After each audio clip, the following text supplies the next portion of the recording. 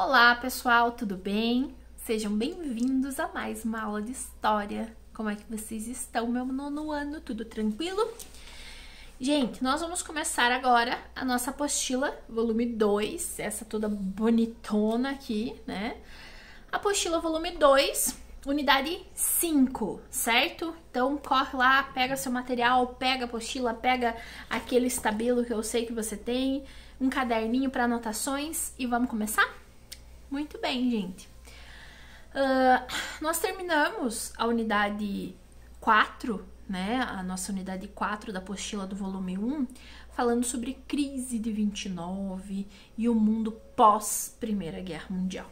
Pois bem, vamos relembrar alguns fatozinhos, certo? O primeiro deles que a gente precisa relembrar, gente, é o seguinte. A Primeira Guerra Mundial foi um evento de proporções inimagináveis até então, certo?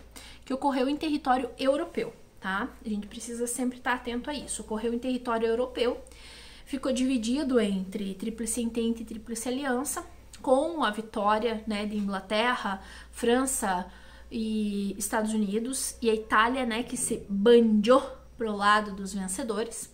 Mas mesmo assim, uma guerra, ela traz consequências negativas, isso é óbvio, né, gente? Não tem como dizer que não. Por mais que você tenha vencedores, a guerra traz consequências negativas de uma maneira ou de outra. E aí, a gente precisa lembrar que a Europa vai estar devastadíssima, né, no pós-guerra, e quem vai financiar tudo isso vai ser o tio Sam. Quem é o tio Sam?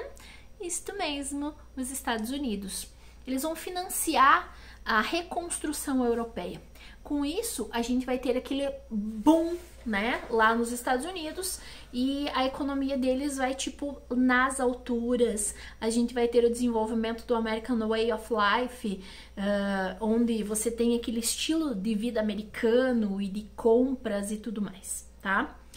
Parecia que ia tudo, né, muito lindo, muito bom, mas de repente a gente tem o BAM da crise de 29, lembrando, né, a crise de 29 é uma crise de superprodução e subconsumo, que nós vamos ter a Quinta-feira Negra e a gente vai ter, né, tanta coisa ruim que vai acontecer.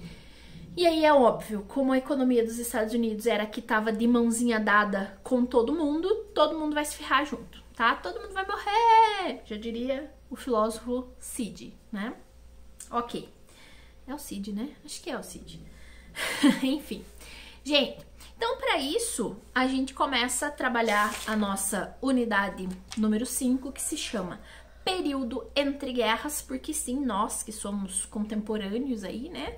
Vivemos nesse 2020, a gente sabe que existiu uma Segunda Guerra Mundial e a história é feita de uma análise do passado, então, período entre guerras e o surgimento dos regimes autoritários e totalitários. Estamos a um passo da Segunda Guerra Mundial, certo, gente? Então vamos lá. Primeiro tópico que a gente vai estudar, crise do liberalismo. Gente, o que vai ser o liberalismo? Lá no século XVIII, primeiro, né, vai ser o século das luzes, do iluminismo, do pensamento racional, e liberté, igualité, fraternité, né, toda aquela coisa linda que não vai durar muito tempo, porque a gente vai entrar no século XIX e final do século e no início do século XX com a Primeira Guerra Mundial. O século XIX vai ser marcado pelo surgimento das ideologias, lembra? Ideologias do século XIX. E entre estas ideologias nós vamos ter a do liberalismo econômico, que é a ausência do Estado na economia. De fato, né, depois da Primeira Guerra Mundial, esse liberalismo ele não vai conseguir sobreviver, porque todos os estados, todos os países estão realmente ferrados, gente. A economia está ferrada no pós-guerra. Não tem como se reestruturar economicamente, certo?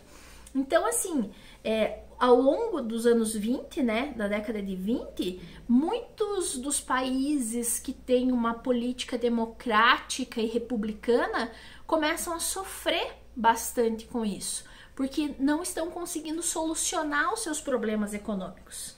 E por fim, né, a crise de 29 vai afetar mais ainda. Então, esse sistema econômico liberal não vai vingar nos anos 20 e vai morrer, esse liberalismo total econômico.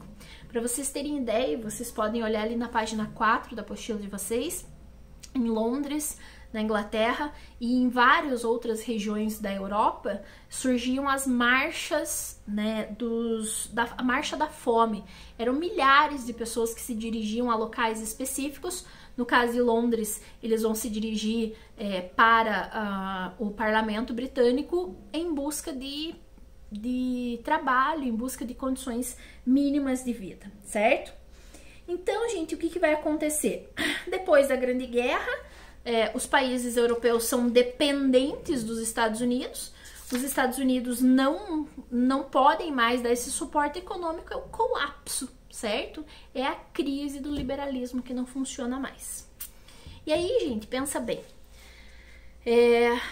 Nós temos uma economia fragilizada nos anos 20, uma política fragilizada, pessoas fragilizadas, humanamente fragilizadas, que viveram os horrores da Grande Guerra, e não temos solução para este problema.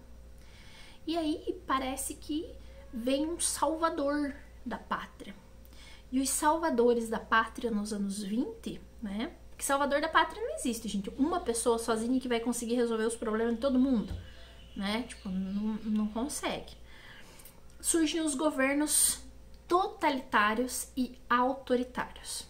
Nós vamos ter o fascismo e o nazismo como governos totalitários, o salazarismo e o franquismo como governos autoritários. A gente já vai entender a diferença entre eles, tá? Vamos começar então falando o que é um governo totalitário, gente? Os governos totalitários são antidemocráticos, gente. Não tem democracia nenhuma. Eles são totais, ó, o nome, totalitário. Eles vão governar tudo, certo? E a democracia é a primeira coisa que morre. Não tem democracia nenhuma, tá? Esses governos totalitários e autoritários também, eles podem ser tanto de direita quanto de esquerda. E eles ocorreram na Europa. Então a gente vai dizer, na União Soviética, né, que surgiu aí no pós-guerra, a União Soviética tem um governo totalitário de esquerda, que é ruim, né? O socialismo soviético autoritário, totalitário. E o fascismo e o nazismo de extrema direita, que também é ruim, certo? Então, um regime totalitário não é bom, porque exclui a democracia e a participação popular, tá? Dentre as principais características de um governo totalitário, gente, pode ser tanto de direita quanto de esquerda, existência de um único partido político, certo? Não há processo eleitoral, existe um partido político só, tá? Ausência de democracia, não tem eleições, não há processo eleitoral e o poder executivo está concentrado nas mãos de uma só pessoa, tá? Eliminação da oposição, não existe oposição, a oposição é eliminada, sempre com extrema violência. Sempre vai ter um culto ao líder, uma idolatria meio fanática ao líder, a existência de uma ideologia oficial, que vai pôr crenças e valores como sendo absolutos e aquilo que tá certo e as outras coisas são erradas, e uma mobilização das massas muito grande. O povo, em geral, vai ser mobilizado para dar respaldo para que aquele governo totalitário fique no poder. Aquele governo manipula o povo para dizer assim, ó, eu estou correto e você precisa me seguir. E eles fazem isso com muita propaganda política, né? Propaganda política é a alma do negócio. Eu vou sugerir para vocês daqui uns dias alguns vídeos e vocês vão perceber isso. Por exemplo, no Triunfo da Vitória, que é da vida do Hitler, que mostra a ascensão do Hitler, do partido nazista, gente, o tanto de símbolo e propaganda é tipo um absurdo, assim, de quanto eles colocam como propaganda meio até paternal, um negócio meio paternal, para mobilizar as massas e acreditar que aquele partido realmente é bom, certo? Muito bem, então eu espero que vocês tenham entendido a crise do liberalismo, que fez surgir né, os regimes totalitários e autoritários na Europa como sendo assim os responsáveis por resolver os problemas da humanidade, beleza? Beijinho, até daqui a pouco.